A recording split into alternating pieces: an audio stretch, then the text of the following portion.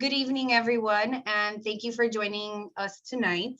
For those of you that don't know, my name is Tanya Pintado, and I am one of the wound and ostomy care nurses here at University of Miami Hospital. I will be your host for this evening. I am very excited about the topics for this meeting tonight. But before I introduce our guest speaker, I do want to mention that during this session, you will have two methods to be able to ask your questions. The first method will be by the raise your hand feature, which is located at the bottom of the Zoom screen. And the second option will be by submitting your question into the Q&A box. That's also located at the bottom of your screen. We will try to get to all of the questions by the end of the presentation. Now allow me to introduce you our speaker for tonight. Her name is Leanne Watanabe. She has over 25 years of experience in the fitness industry in personal and virtual training. She has suffered from ulcerative colitis and IBD for many years. She has spent most of her 30s trying every pill, steroid infusion, shot, diet, remedy, you name it, without any relief. She affirms that after a decade of suffering, she was reborn on December 7th, 2015, following a permanent and total proctocolectomy with an ileostomy. That is such a tongue twister. Her advice for others diagnosed with IBD and contemplating ostomy surgery would be for them to ask all the questions, especially of your medical team. She was young and naive when she was first diagnosed with ulcerative colitis. Upon initial diagnosis, she didn't think it was that serious. She didn't believe that she was sick, and all she wanted to do was get well and get back to racing in a triathlon. She took any medications that the doctors gave her, and she never questioned any of it. She never asked for a different way. She never thought that all the medications would stop working or not work at all after 10 years. If she could do it all over again, she would find a highly experienced doctor with IBD patients. All right, so I will let you take it from here, Leanne. Very excited to have you. Thanks for having me, everybody. Let me share. Oh, okay, so it says host disabled participants sharing, screen sharing. So I think you just have to give me access. Just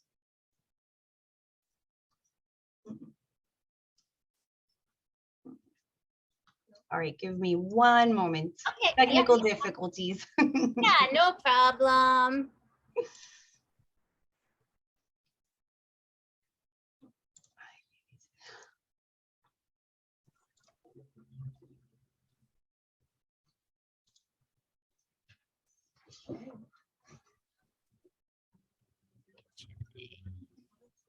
Oh, I think it worked. Oh, wait, no, did it work? Share. Oh, no, I cannot yet. Okay, not yet. Okay, there we go. Here we go. Share my screen, folks. Thanks for bearing with us. Our new normal, Zoom, huh? Tell me about it. Exactly. All right. Well, thanks for having me, gang. My name is Leanne Watanabe. I was born and raised in the island of on the island of Oahu in Honolulu, Hawaii. So here you can see we have 7 islands and this little pinpoint red mark. That's where I'm at currently. It's the most well-known island in terms of like it's the famous Waikiki Beach and all that. But as I was telling Tanya earlier in our just talking story that we are many different islands and they're all so beautiful and different. So if you ever come visit, you must do some island hopping. So my whole, as Tanya had said, my career before I had IBD, I've always been in the fitness industry as a personal trainer, utilizing this approach with my clients called mindset, macros, and muscles. Just a 3-pronged method I use for to ensure that my clients' wellness is always safe and sound. So a little bit of backstory, right? So right now I'm currently a lifestyle transformation coach. And I say lifestyle meaning that it's not just about food or it's not just about fitness. You really need to work on all the different types of stressors in your life to manage and balance it all out so that you can feel amazing and become the strongest, fittest, and best versions of yourselves. And it actually starts from the inside out. So I'm a very big believer in that You know, you have to work on the inside, the mindset piece, your positivity, your attitude, in order before you start tackling anything. So I always lead with that, the mindset piece. And here is, so I love this quote by Maya Angelou, and it's kind of helped me throughout some major difficulties I've had in my life when I was diagnosed in my early 20s. She says, "You will face many defeats in life, but never let yourself be defeated." Right? So we know that stuff's going to happen, bumps going to come in the road, and it's how we navigate those bumps and how we're able to pivot and sort of see like the silver lining, so to speak. So I want you to keep that in mind as we talk today. So my story, her story, as Tanya kind of give you a rundown, I'm a strength trainer and nutrition coach. I was diagnosed with ulcerative colitis about probably 15 years ago. I was running a marathon and I finished the marathon barely. And I was so sick, and I thought I had just had the bad stomach flu, right? If you're a runner, if you're a long distance runner, then you kind of know this idea of like, oh, GI issues for long distance runners, that comes with the territory. So I didn't think anything of it until I was laid up for 10 days, excruciating pain, couldn't keep anything down or out of me in all areas. And I was diagnosed when they did some scans and scopes with ulcerative colitis. Before I was diagnosed, though, I had always been a triathlete. I had found triathlon is a swim, bike, run race of various distances. Again, being in Hawaii, we have year-round amazing weather. So we have a lot of triathletes here. And so when I started to get into my triathlon career, that's when I was first diagnosed. And as Tanya kind of mentioned, I was so excited about, I was young in my 20s doing these amazing events, feeling so good and strong, that when they said I was sick, I was like, yeah, okay, look at how healthy I am. I really didn't believe them, and I didn't want to. I wasn't in the right mindset at that time. So I just kind of did everything they told me to do. And unfortunately here, Hawaii's small. I was probably the only patient in my GI clinic that had ulcerative colitis. He didn't really know about it. He told me, he was really honest, like, I have no idea. So pretty much he started treating me with high doses of prednisone right away. And so that's kind of like my initial start to the whole, like, ulcerative colitis journey. And then I hit rock bottom in 2015. As I talk about it now, it sort of seems to me like, okay, I would never have thought that this would come. Like, I never thought that everything that I was doing would fail and not work, and that I would be in and out of the bathroom 50 plus times a day, not able to drink water or chew gum, or not be able to like get into any kind of social situation without spending, most of my time in a bathroom, looking for a bathroom, or not making it to a bathroom. So again, I hit rock bottom. I was sent to the Mayo Clinic in Rochester, Minnesota from my doctors here in Hawaii, because they felt like they had no idea how to treat me at this point, because everything was stopped working. And then the Mayo Clinic in Minnesota told me that my colon was very, very, very damaged and beat up, and that I was risking rupture, and that they highly recommend that I go into surgery right away. So at that time, I was ready, because I was very depressed and I wasn't living life. I was merely barely surviving it. So I kind of look at it now like I started my new life after my ostomy surgery on December 7th, 2015. So talking about active ostomy summer. So again, like in Hawaii, I mean, we have beach everywhere. You can be in the beach 5 minutes away, whatever. So it's imperative that, we kind of, I knew before surgery, I wanted to say, okay, I did all these things before ostomy surgery. How can I stay active? So this is just a little picture of me and my girlfriends. We took a trip to Kauai, and we did this like, this boat tour where they take you in all these caves, and it was super amazing. And this was a few years after surgery. And yes, I'm in the water, and yes, I'm wearing a bathing suit, and it's all good. And that's what I wanted you to post it there, that, so how can we maintain an active ostomy summer, right? Well, number one, I always say focus on positive thinking. Again, I was so afraid when I first had surgery, I kind of had panic attacks about leaving my house, because I thought, wow, everybody's going to know, right? Everybody's going to know. And what I realize now is no one knows unless you show. So I always tell people that, think about that. Nobody knows, right? Unless you tell them or you show them, right? Or, you know, maybe something happens and you're with a friend. I've had that happen, right? And I have a leak or an accident, and then I have to tell my friend. But again, positive thinking is we're hypersensitive and hyper focused on it because it's on our bodies, but most other people on the outside of us in our surrounding environment, they have no idea. The second tip is to find your system. So I don't know about you, but when I left the hospital after surgery, you know, the ostomy nurse was like, this is your company you can order from your insurance. This is the appliances or the accessories that we use here in the hospital. I'm going to take you home. You know, you're going to go home with a bunch of this and you should use this. And I think her tip was less is best. I remember that. She kept telling me less is best.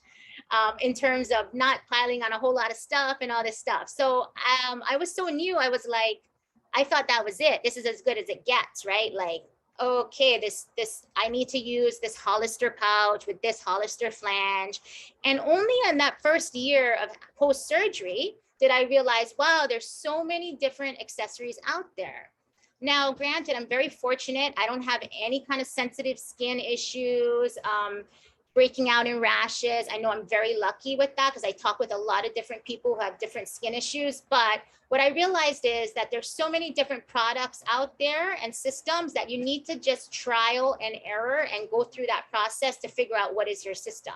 And then what I like to tell people, even when I thought I had found my system, don't be scared to change because things are ever evolving. Even since 2015, when I had my surgery to now, there's just so many different options for different body shapes, different activities that don't just set it and forget it. I always like to say, you know, maybe every year and a half to see like, okay, what's on the market? I reach out to my ostomy nurse and say, is there any kind of products that are coming out that you think would benefit, you know, my specific, like I have an ileostomy.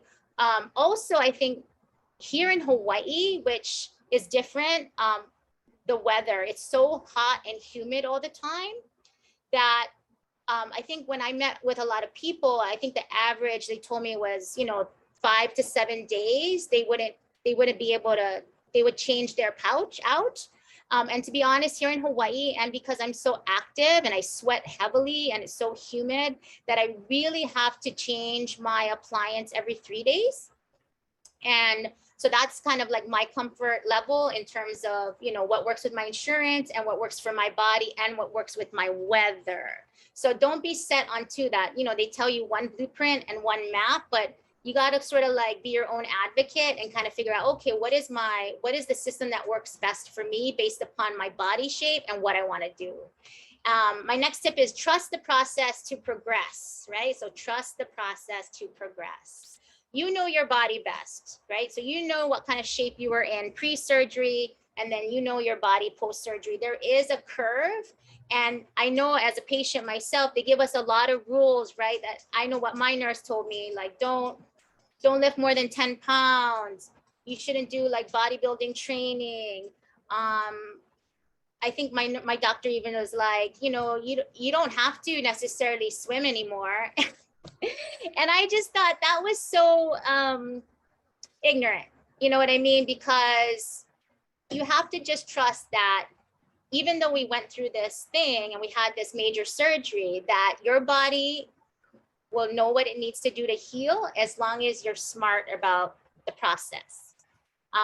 The next tip is face your fears. It does take a little bit being brave. I talk to a lot of groups here locally. And it's so sad because I hear a lot of people say that they just don't swim anymore because they fear that their pouch is going to leak, or they don't want to wear a bathing suit because what if something happens and then their pouch inflates and then it looks weird, or they don't want to go into a jacuzzi because they don't trust their system is going to stay in place. But fear, it's all in our head, right? It's all this thought. So what we need to do is be brave and try and step out of that comfort zone and face the fear head on by exposing ourselves to that fear and seeing like what will happen, right? Most of the time it's fine. Have I had leaks? Yes. Have I had stuff where it's gone wrong? Yes. Have I been in the gym doing a weight movement and the bag like ripped off? Yes, right? But again, it's awful and it's like, oh my God, but I've been in it to know that, okay, I know what to do. I brought all my stuff with me, right? I'll go in the locker room and change. I have my extra supplies. And really nobody knows, like I said, unless you tell them, right? So just face your fears and be brave. And then number 5 is find your ohana. So ohana in Hawaiian is a Hawaiian word for community. So like family. And ohana doesn't necessarily mean blood family, but could be your, you know, your friends that become like family. It could be family that are not related, but family you create from work or from your social relationships or from your active communities that you may belong to. So just find your tribe. When I knew I was going to have surgery, I reached out to a lot. I was like, what do I want to do after surgery? I want to still race triathlon. What do I want to do after surgery? I still want to lift heavy stuff in the gym. So I sought out people with ostomies who are still doing triathlon, who are still doing weightlifting from all over the world. And I spoke with them and I asked them the honest questions like, what are you doing? How do you find this different? How do you navigate? So now in my body with an ostomy, when I need advice in terms of, say I want like a weightlifting belt, then I'll reach out to my contacts who have an ostomy and say, hey, what weightlifting belt are you using? How do you feel that belt works with your stoma or whatever, right? So just find your ohana. So positive thinking mindset, right? If I don't show, you won't know. So again, always think about what activity will you enjoy? Is it running, jogging, swimming, climbing, weightlifting, skiing, golfing? When it comes to working out with an ostomy, you shouldn't be prevented from staying the fit you want to, the way you want to, right? But again, it's all about having the conversation with your doctor and your surgeon to kind of navigate, okay, based upon the body you're in, what is possible for you? So this is a picture post ostomy surgery. This was a race that we did. It was like a 13-mile race. I run with all my friends and I still, I still did it even after an ostomy. Was it a little different? Yes. Were there other different considerations that I did that I needed to do pre-ostomy surgery? Yes, but I still was able to do it and it was fine, right? So that's my little tip. If I don't show, you won't know. The second tip is your system. So we talked about finding your system, you know your body best. So time to gear up. So this was one race. I had my surgery in December 7th, 2015. I raced a half Ironman in June 2016. And I was sponsored by an ostomy group called Ostomy United. I wouldn't recommend doing that again, like so early out of surgery. But I think for me at the time, mentally, it was something that I had to prove to myself that I could still do because I still wasn't sure, right? So your body, you know your body best. So don't be afraid to try like new appliances, right? So if I meet people who've been using Hollister because that's what they fit them with in the hospital and they've used that for 30 years, no matter what, right? But there's so much things out there. So I race triathlon. I wear a 2-piece because I'm super active. So I have a detachable. And why do I wear a 2-piece? Because when I do my different events, like if either I'm in a race or if I'm at the gym, I want something more discreet that's not going to get in the way of me doing my thing. So that's why I wear a 2-piece because I have 2 different pouches that I use. I use a regular size full pouch that's drainable. And then I use a mini pouch that's not drainable. And so in a race, I'll do non-drainable so that I can quickly change it out if I need to. And then it's not kind of getting in the way of my outfit or my activity. And then like at night or when I'm not as active, then I'll wear drainable. I use Convatec. That's just what works best for me. Also, I think if you want to be active and especially you want to swim, I think this is when you have to consider accessories for added security. Now, I wear a 2-piece. I do not wear an ostomy belt when I swim. I wear a 1-piece bathing suit, which is a little bit of compression, which for me it's good enough. But if I were to race, like say a triathlon race where it's an open ocean water swim, there's going to be people, there's going to be some body contact. Then what I would do is I would wear an ostomy belt and I would also use tape, adhesive tape, and tape it around my flange. For me, it's more mental in terms of just extra security to keep the flange against my skin and intact because I'm doing all this active like movement. So that's what I mean about accessories. So there's the ostomy belt, there's like the tape, right? Or the adhesive that can go around the flange. I use those 2 things. always, I'm sure you already know, like have your emergency changing kit on hand, right? If I go out, no matter what, it's just something now I have to figure out and remember to bring with me, right? Like just in case something happens. Like I said, Hawaii is humid. We get a lot of lifting of the flange. It'll start to curl up, especially bodies, right? When we're sitting down and my stomach is like moving a certain way or smushed together a little bit, it'll start to like layer up. And so I just have an emergency kit on hand. And then again, I'm sure if you know, if shit happens, pardon my French, just stay calm and change, right? I had to learn that the hard way. It used to really freak me out. I used to like just be a ball of like nerves and like, lock myself in my house and not want to do anything and be like, oh my God. But what I realized that, you know, if you just stay calm, you have your emergency changing kit, you know what to do, it'll be fine. Because the more you do it, the easier it will become.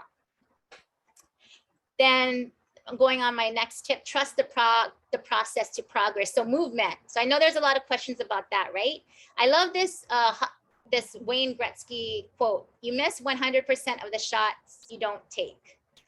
So the takeaway is this, it's your body versus everybody, right? So we know your body is not like everybody. I know what they told me in terms of what I should and shouldn't do. Even my local support group, you know, don't lift heavier than 10 pounds. I don't know if you should be doing all the bodybuilding training you're doing. And what I have to do is I have faith that I know my body best. So I've, you know, spoken with doctors, I've seen physical therapists. I've also most recently started to see a pelvic health specialist, because women are, you know, slightly different than men, just to ensure that my body, my core, my muscles have the integrity and the strength to withstand what it is that I want to do, despite having an ostomy. And so I was able to get the clear off from these medical professionals to continue doing what I do. Sometimes I use a weightlifting belt for heavy moves, but I do not use a hernia belt. I do not use any kind of other accessory, but that's just me. I was lifting heavy, you know, before surgery.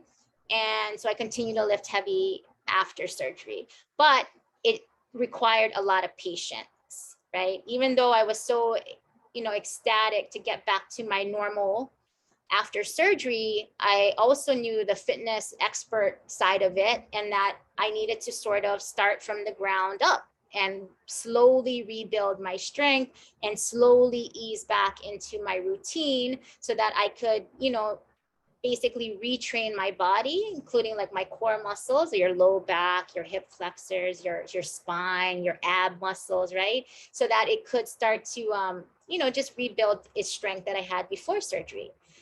Always remember consistency over perfection, right? If we just do a little every day, that moves us closer to where we want to be.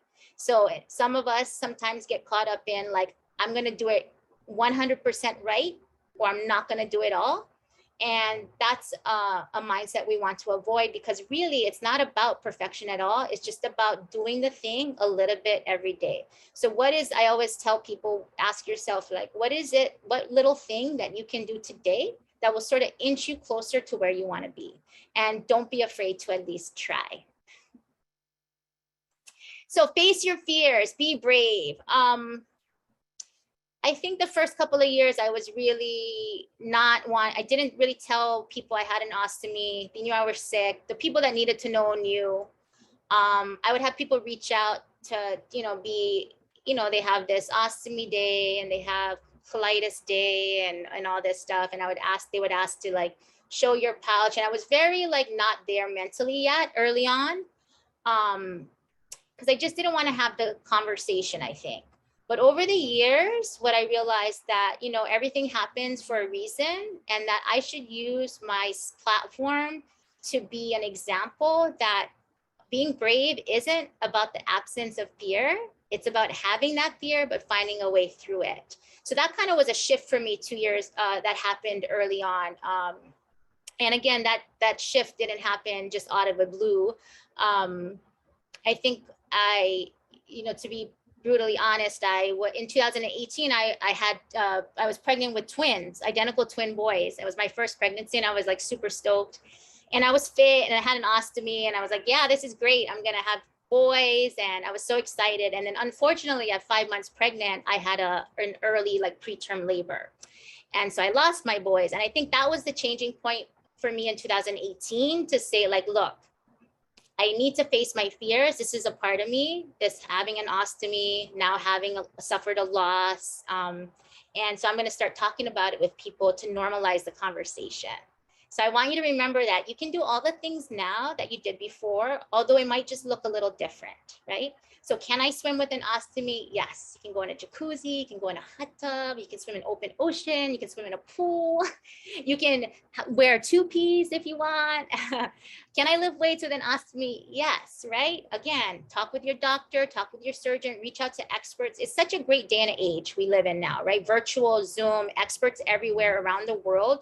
You can always find a professional who will be able to give you the answer that you need or help you get there, right? And then this is a funny one, because I remember early on, I went to a support group here locally in Hawaii, and she was like, I'm never wearing white again. And I was like, so I have this little thing in there. Can I wear white with an ostomy? Yes. I don't know if you can wear white after Labor Day though. So I hear that's like a faux pas. And then find your ohana, your community. So this is my husband. And this is a picture. We were visiting my sister in Seattle. But so start the conversation, right? Hashtag ostomy awareness. And we want to change the conversation. Especially in the fitness industry, people have an idea of what fitness should look like, what fit should look like, what body should look like. So I'm about changing up the conversation in terms of body positivity.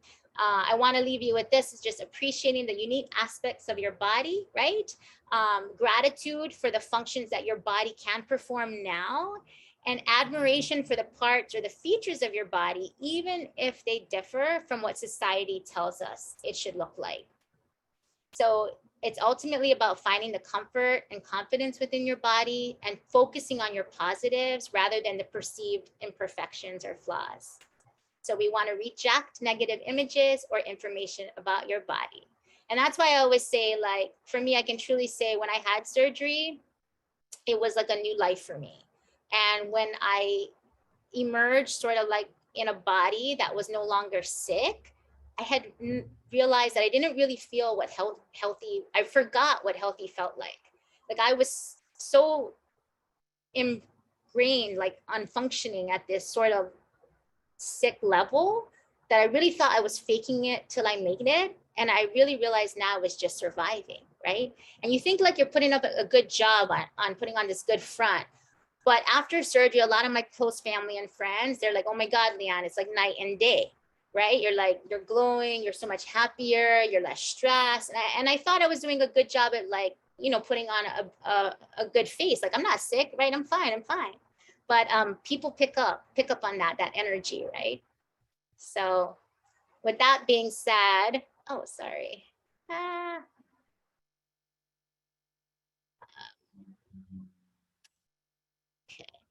So again, I want to leave you with this picture. Again, this is a Kauai. We're on a tour. Life is short. This is like my tribe of like blood related friends that actually started off as clients, all working with me, and then we became a close-knit group. And we're all in our 40s. And unfortunately, we lost one of our gals in this picture just from a random brain aneurysm in March of this year. And so it was just a reminder to us all that life is short, man, right? So enjoy your moments and creating your memories with the people that you love and close to you, because you just like really know, you don't ever know when it, you know, what's going to happen. So thank you so much. Any questions? That was amazing, Leanne. That was great. I love the body positivity. I love it. Love it. Especially with ostomates, because this is their second chance. This is your second chance. Book that vacation. Do not fear the water. Do not fear exercising. Do not fear any type of activity. Like you mentioned, it could be a little bit different. You might have to make some adjustments to find the safest way for you to do it, but don't let that be the reason that you don't do it. So that was excellent. I loved it. Loved it. Thank you. I wanted to add, because I know that you mentioned accessories and you mentioned tape, and those are both very good options. There's also barrier extenders that you can place around. I'm sure some of you have been receiving it in the mail and you're like, what am I supposed to do with this thing? It's a half moon. That's what I get a lot. It's the half circle. You don't have to wear it all the time, but in replacement of tape, if you don't have any tape and you do have access to the skin barriers, it's the extra reinforcement for your skin barrier. You don't have to wear it every day, but if you know that you are going to be profusely sweating or going into the water, like she had mentioned, it is an extra reinforcement to the barrier so that it doesn't it doesn't lift, and I think it gives many individuals a peace of mind, almost just knowing like, okay, I have this extra barrier and I know I will not leak, especially when you're coming into contact with water, moisture, or anything. I mean, we live in Florida. The humidity here is ridiculous. What I've also found though is because I do different seasons on where there's seasons of racing where I swim more than other seasons. And it's actually almost weird in like, and I don't know why, but some of the water contact, I think, actually helps the adhesive sort of stay on better. Something like with the sweat and the water and the tape or something. And to be honest, that's for real. Like it actually sort of like seals it more in a weird way.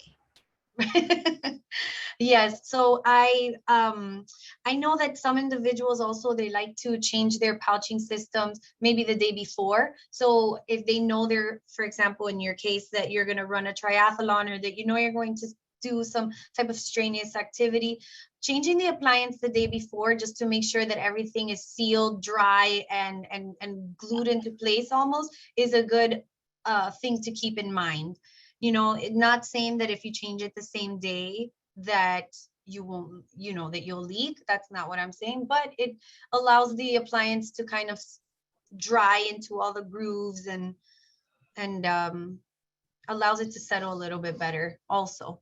That's true. I forgot to mention that. Yeah. Like if I change every 3 days here, I'm not gonna on the third day then go race triathlon. So if I had to race, yeah, I would do a fresh pouch change just for that security. And to be honest, gang, there is adjustments, right? Like, I mean, I work with a team of lifters here, and everybody can eat breakfast really like 30 to 45 minutes right before they lift or they go work out or they train, right? I know I got to navigate that because the last thing I want is maybe to do a heavy lift or go race a triathlon and have my pouch be filling up, right? So there is special considerations that, like how we keep talking about, sort of like a new normal that you kind of play around with, right?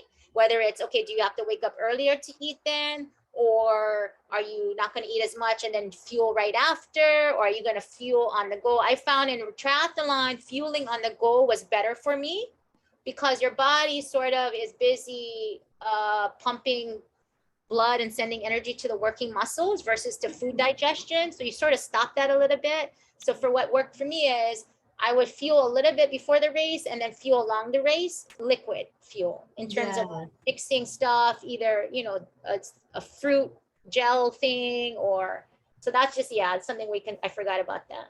We got an awesome question. So because you are, when you do these races and these triathlons, you're in the middle of the beach and there may not be restrooms that are ready, available for you, at least close.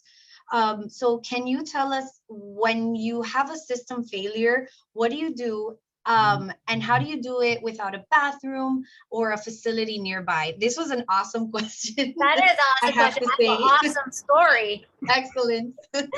I'm super, you know, early on too, you make mistakes, right? I think you're not sure what you're working with. I mean, you have an idea of what it would like to leak and fail. And I don't know, I'm not a doctor, right? I didn't have the medical perspective. Usually the races, they have porta potties along the race. So usually, even though it's failing, you're gonna probably leak a little bit until you can get to the next porta potty, right? But if not, this is what happened. I was at a race, there was lots of porta potties. What did I forget to pack? No. My emergency change kit, right? I brought everything I need to race, a bike, a helmet, swim goggles. I didn't bring my emergency switch, my flange. I do a two-piece, right? A flange, a pouch, a barrier wipe. And for the life of me, like, you know, people too, women especially hormonally, your skin changes during times of the month, right? Some it's more oily, some it's less oily, some it's dry. I think it was just a hormonal thing where I was very, my skin was very oily. Plus now we have salt water, ocean. Even though I had adhesive tape, like the E-strips from Convatec, yes, and all this stuff, the thing, and I had a one-piece tri-suit that I zipped down. So I wear a one-piece tri-suit so that if I have to change, I zip it, I take it off, I'm wearing a sport bra, and then I just kind of do it right there. It would not stay on, dude, for the life of me. I tried. I was trying to figure out, like, even with the zip, the two-piece, it kept sliding off, sliding off. So then I thought, oh, heck, it's not staying on. I'm just going to take it off. And I had like a last mile of the run. So I ran with it off. And I didn't feel it at the time because I was like, okay, every aid station, I'm just going to douse my stoma with water, right? At every aid station, 1 mile. I had the most wickedest rash burn from hello, stomach acid, right? Is coming out of your stoma. And that's how I learned real quick. Okay, stomach acid is lethal. Like, you need to not do this again. And the fact that the importance of now, you got to remember your supplies. And but yeah, so that and I learned how to make a wicked crust from reaching out to people. Like, they told me I need to not eat and air it out and put this crust on there for the flange. And my heart really goes out to you people who have very sensitive skin, just from the taking off of the pouch and on. Just from that, I mean, I really feel for you guys, because I know I'm fortunate in that my skin can be put through the ringer and it's super okay. But I've done it, so you know, and I did it, and people saw the stoma, and some people knew what it was, and some people are like, most people are too absorbed to themselves that they really are not paying attention to you. But I got a lot of like hand claps for like, you go, like, yeah, you know, I was like, yeah, it fell off and I forgot my stuff at home. And but again, the lesson on that was to not, that I have to take it serious. Leaking and the stomach acid, that's real. Another way though, if there is no bathroom, because I've been on these old school like runs here in Hawaii where you're just like going in the forest. I kind of keep, like, I always keep like an extra bag or whatever. So if I do have to switch it out, I'm literally kind of like just going off to the side and I just pull it down and I do a quick switch out. Especially if we know, like, sometimes we don't know, right? Sometimes you ever like get it filled up and filled up and filled up because maybe something's going on with your stomach, maybe it's stress and you like can't stop it to fill up. So that's happened to me in a race, and I've had to like sort of like just duck on the side, pop it off, put it in my bag, tie up the baggie, and then change it, and then carry the baggie with me to the next, until I see a trash can, or put it in my pocket, or you know, just a little different. Like I say, it all goes back to nobody really knows what you're doing, kind of, unless you tell them. Right. There's two things that I wanted to mention. I learned about these in our last support group. It was about traveling, but I learned about these little dehydrated towelettes, and they're about the size of a dime or a quarter, and they look like candies. They're white little balls, and all you have to do is add a little bit of water to it, and it creates a little towelette, and it's great for emergencies because you're able to pack them up and they take absolutely no space. So if you're ever stuck in a situation like this where you may not have a bathroom, but you need to clean your skin, it's a great alternative because it doesn't take a lot of space. And I know that Coloplast makes skin cleansing wipes. They're in little packets and they come in wipey form, essentially like the wipes that you would use, and they're already moist. So those are little alternatives that you can use. We have some. I use the adhesive wipes sometimes. And I also use I think it's Convatec. They have a sensitive skin barrier wipes. Because even though my skin is good, I know that when it gets super hot or I'm super sweaty all the time, I will start to develop this little red rash underneath the flange. So when that starts to happen, usually if I just wipe it with that skin barrier wipe, and then put on the flange, that usually takes care of it. I also use, for me personally, I use a flange and then I use a barrier ring just as an extra cushion, because I do a 1-inch flange, but my stoma's like not really 1 inch, it's sort of smaller. And so then I use the barrier ring on the outside of the stoma, and then I put on the flange. And for me, that is a good enough to just prevent little leaks. And that usually ties me over for like 3 For a days. little bit. Yeah. You Yeah. guys mentioned that Esenta is the barrier wipes and they contain no alcohol. So I guess that's what you were referring to. Yeah, yeah. There's one because I've tried the alcohol wipes, and man, that stings. And again, like I said, I don't have sensitive skin, so I thought, oh man, that's not, my skin doesn't like that. So yeah, I go with a non-alcohol. I know that you mentioned that you wear a weight belt when you lift heavy. I guess to support your back, right? Yeah, well, I was on the cusp about that. I didn't, my coach, I have a coach, like coaches need to hire coaches too. And she felt it would really help with me being able to lift more weight, right? Because I come from like sort of the old school, well, is a weight belt gonna be cheating, right? There's the old school power lifting. No grip. Yeah, right. But then, and then I get from and then, there's the people in ostomy that want to do hernia belts. So it wasn't even about hernia. It was just like, oh, she says I can lift heavier with the help of a weight belt. I'm going to try. But I wasn't sure because of placement, right? With my stoma is sort of like right by my belly button. So I reached out to a couple of guys that I watch on Instagram that lift heavy, that have ostomies. And I reached out to them and I was like, and I see that they use weight belts. And they're like, yep, it's fine. I totally use it right above my stoma. And it's been working, and they feel more confident in terms of just embracing the core, helping them brace to lift the weight. So then that's what I decided. I just started using one this year, to be honest. Right. Yeah. But I don't know if you've ever had any issues with it, but they have stoma domes as well, which is just like a plastic little dome that helps protect the stoma for the days that maybe you, it's a dome. It's about that wide and it goes over the stoma. So at least, because I know those weight belts, sometimes you have to put them on real tight so you can't breathe. Yeah. So to protect the stoma, since it's so sensitive, they have stoma domes. Oh, and I didn't know that. they're reusable. Yeah, that's cool. You see, that's something like separate. I try not to put it on top. Like I told my surgeon, like, I was like, yo, dude, when I did my surgery, it was so vain, right? I was like, come on, like, can we make it somewhere, And so he was really good. He was amazing. I was just fortunate, he really took the time, I think, to ask me and to consider my age and being a female. And he knew it was a super hard decision. And so he was like very, I think, sort of like talking me through that, it's not good, that he's going to make it as, I don't know how you could say it. I don't know, pretty or whatever, like he was, that fact that it was, that he wouldn't just like, just make it to make it. So the placement and everything, I can wear my weight belt right above it, but it'll sit still on top of the flange. And have I had the flange blow off because I was hip thrusting super heavy? Yes, it did. And I looked around and like, oh shit, literally. Nobody saw it. Okay, bye. Let's go to I just left all my stuff there.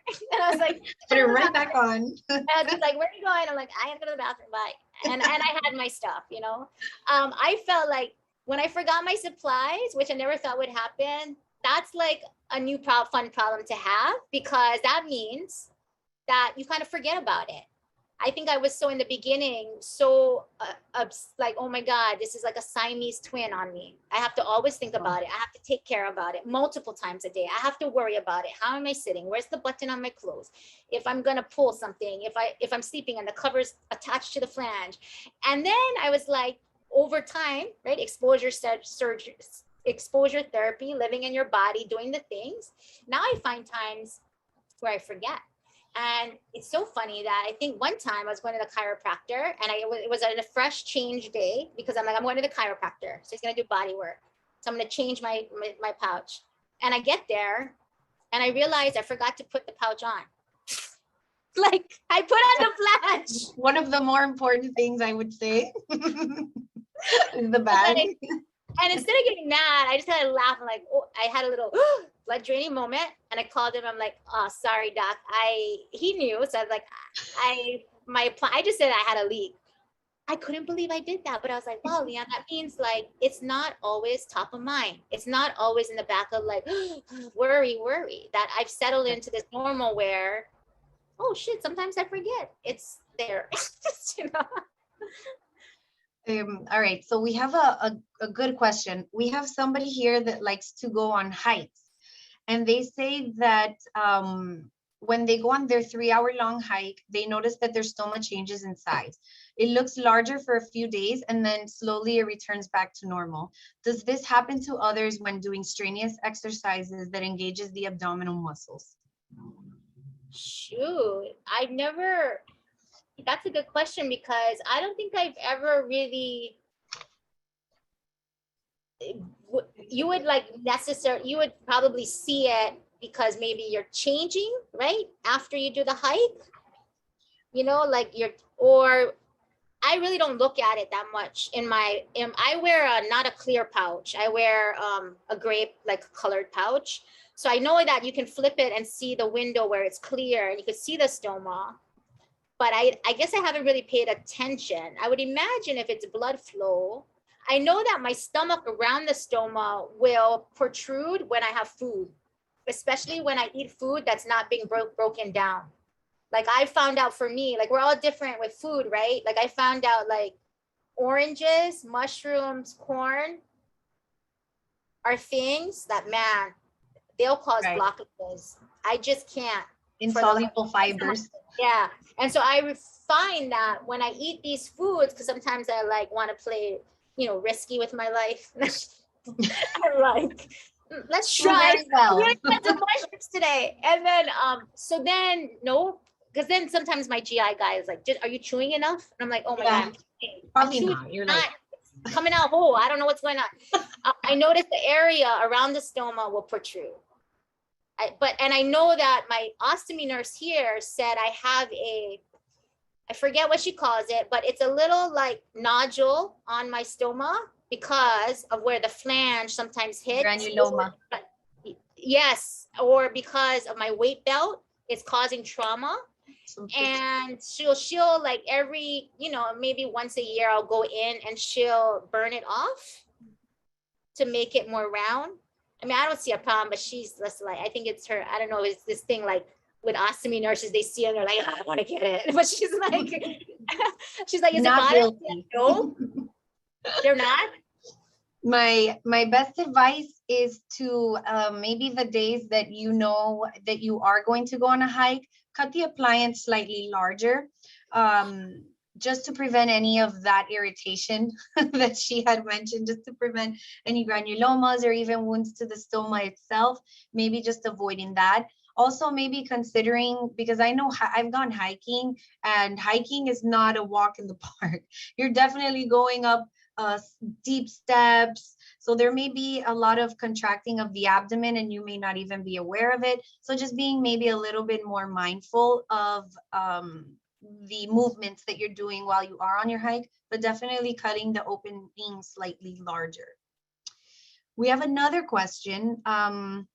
If you can please speak a little bit more about your exercises, such as pro and cons of having a 1 and a 2 piece while you're in the gym exercising. Is it preference? Do you notice a difference?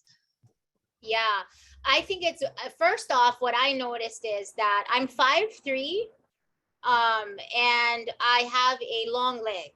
So I'm short, but I have a long leg. So my hip to my foot is very long. So I don't know if any of you cycle or do spin class, like I do both of those things. I ride a pretty tall bike frame because not of my photo height, because of my leg length.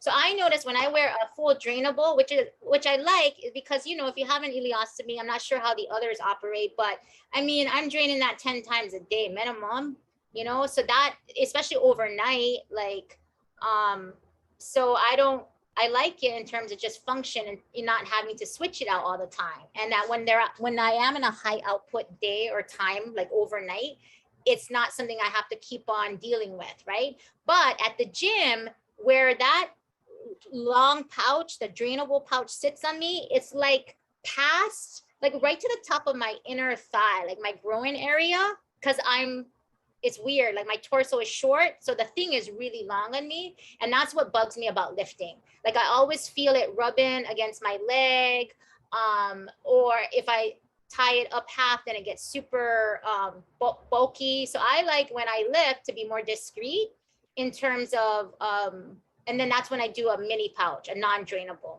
And I have extras in case it fills up for some reason. But I like it because it feels more comfortable. And I'm also not about to like, I mean, I wear leggings, I wear sport bra, I rock all the matchy outfits at the gym. That's my thing. And I refuse to have to adjust what I like to wear because of my ostomy. And I've spent too long adjusting my life around having ulcerative colitis that when I had surgery, I knew like, this is it. Now I'm gonna live. My ostomy is coming along with me for the ride, you know? Mhm. So for me, it's more of a discreet thing too. And I like the mini pouch too, because hey, if I go out, date night, I wear a fitted dress, a mini pouch is just for me more discreet. So it's a little bit function and some vanity. Right. So I wanted to add also a one-piece system is much more flexible too because it doesn't have the hard plastic flange. So depending on the workout that you are planning on doing, I would take that into consideration as well. And like how she mentioned, the closed-ended pouch on the bottom, it doesn't have anywhere to drain. So it doesn't have a hard plastic piece on the bottom. So if you are going to do any type of pelvic activities, it is more comfortable. I would see why it would be more comfortable. Anna mentioned that moving of the stoma in and out, which is called telescoping, is normal, and it is normal. I know that with the individual that mentioned the hiking that they were concerned of the changes, but because intestines do have muscles that go vertically and horizontally, telescoping is normal. Cutting the appliance slightly larger is helpful.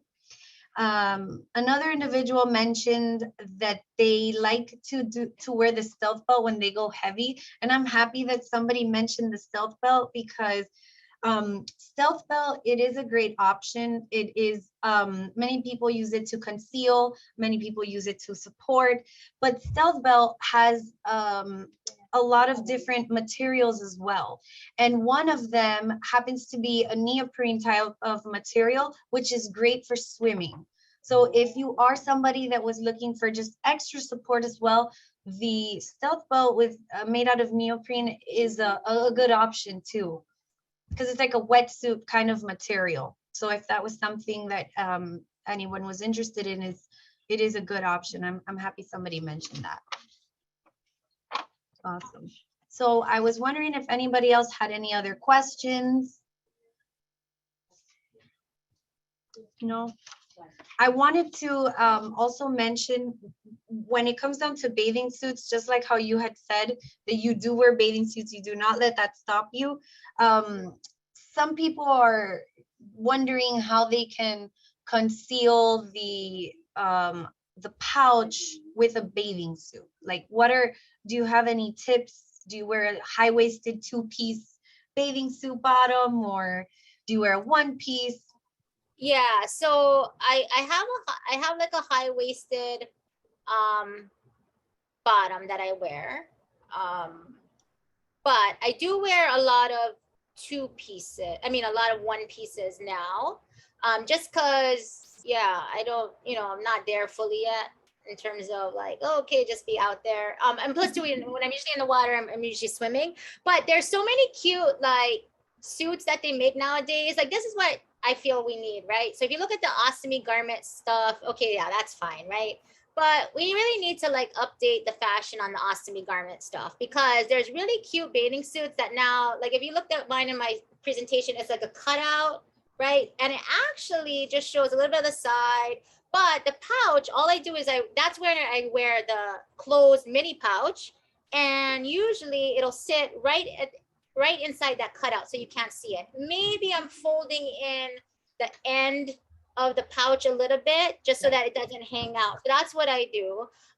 Or if I don't want it to show it all, I wear high-waisted, and for me the midi pouch or the closed pouch will still show the little top part, right, coming out.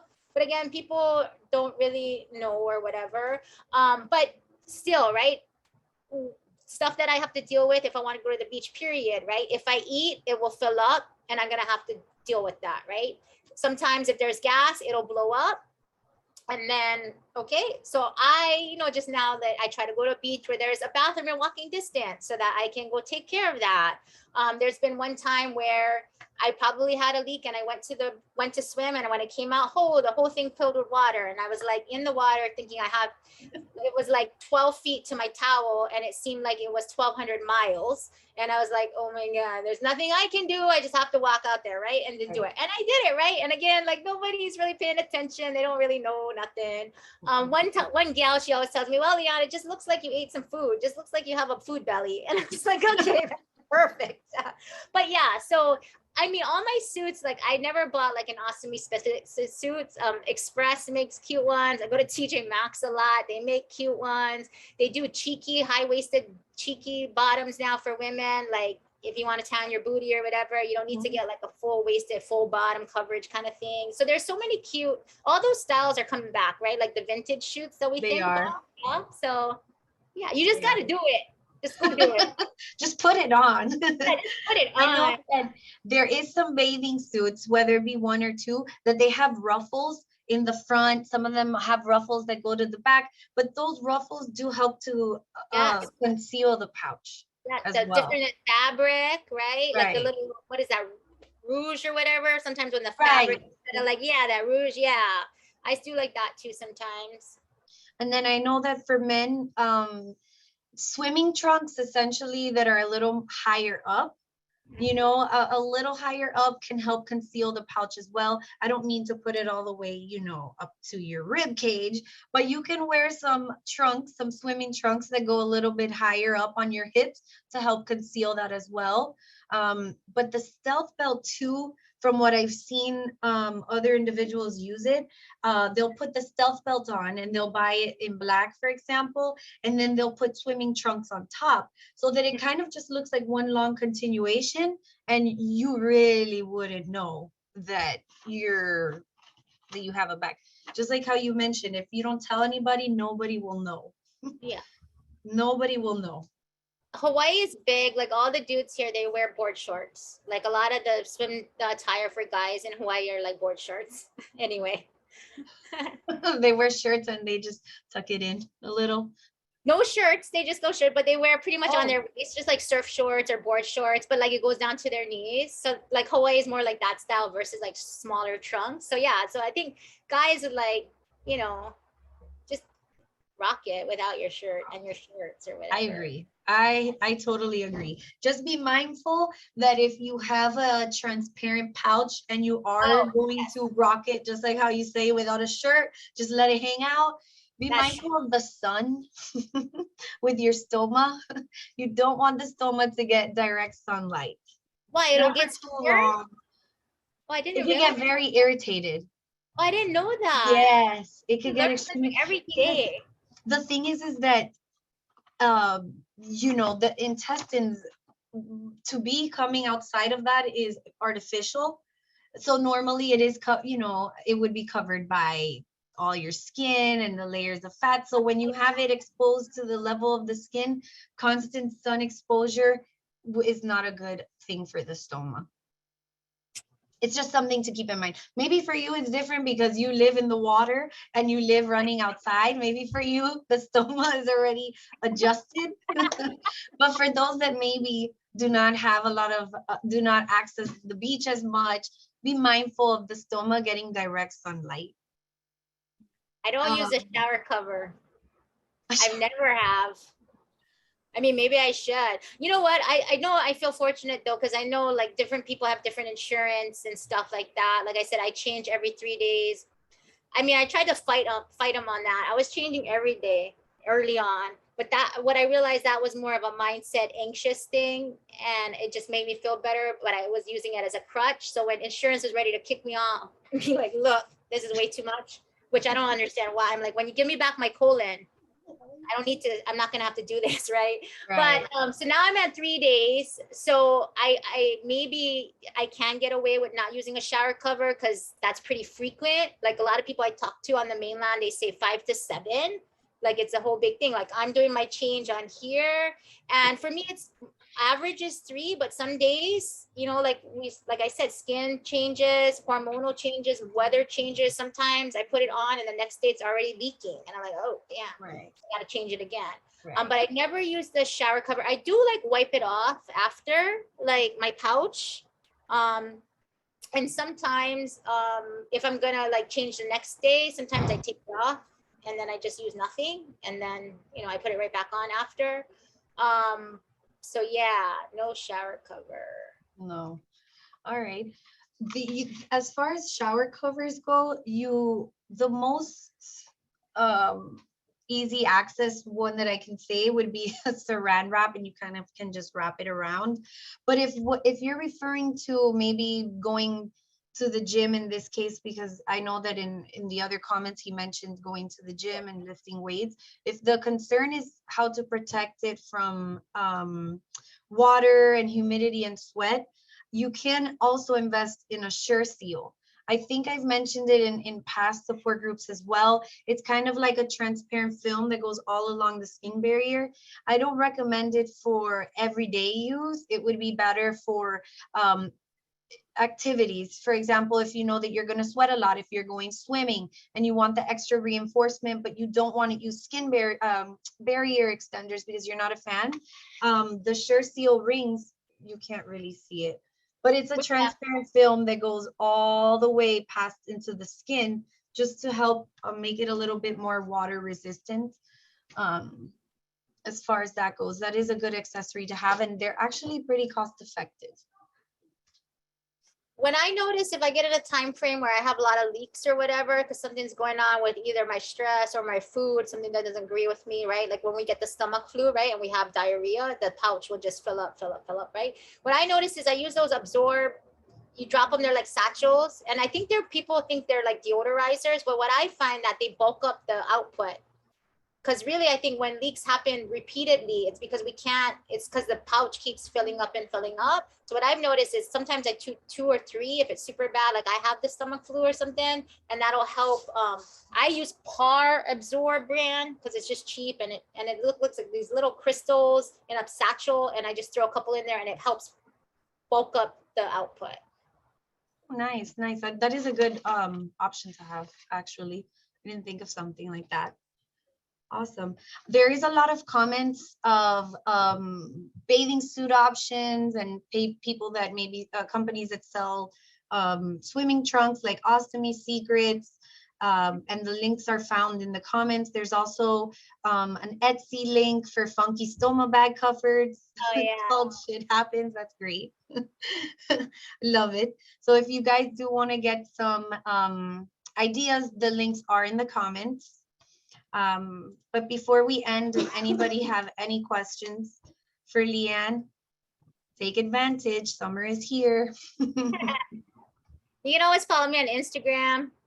I post a lot of stuff about exercises. Sometimes you see my ostomy. I talk about it sometimes. I love the idea of the exercising with the ostomy, because that can get very tricky. So it is good to know information. And then if there's a way for that, if they want to save the chat for your links, they just click it and save the chat, right? Do they know that? Right. There is that. So if you want, I was going to say put your Instagram, but you beat me.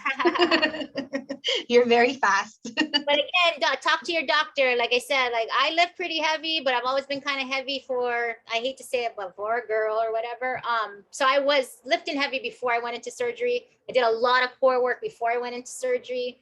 And I think the best thing, if you have like good insurance, is to seek out. You guys have so much more options, I think, than us here in Hawaii. Like it's really hard for me to find a pelvic health specialist, but go talk with a pelvic health specialist. Like I had a proctocolectomy, which means they took out my rectum too.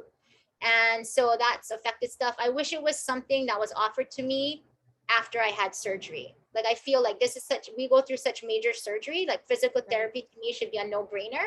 But unfortunately, we're not there yet. So if you have insurance, take advantage. It's never too late. Like I'm going to go soon, even though it's been like, 6-7 years after my surgery.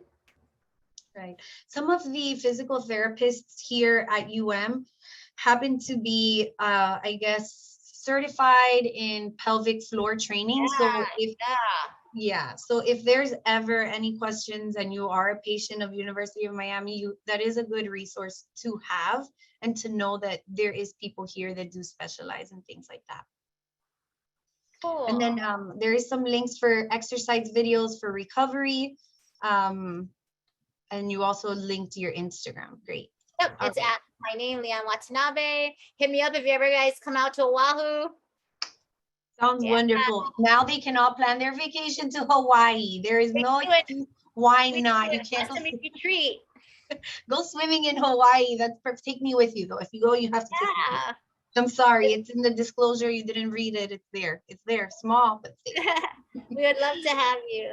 All right. So I did want to thank you so much for all the great information that you had. I hope that it helped people to get confident in going into the water, doing any type of activity in reality, not just swimming. You covered a lot of great things. I also wanted to give a special thank you to Wendy Taylor from Convatec, because she is the one that connected us tonight and was able to make this possible. So thank you so much, Wendy, for all of your help. You're welcome. Thank you. Thank you.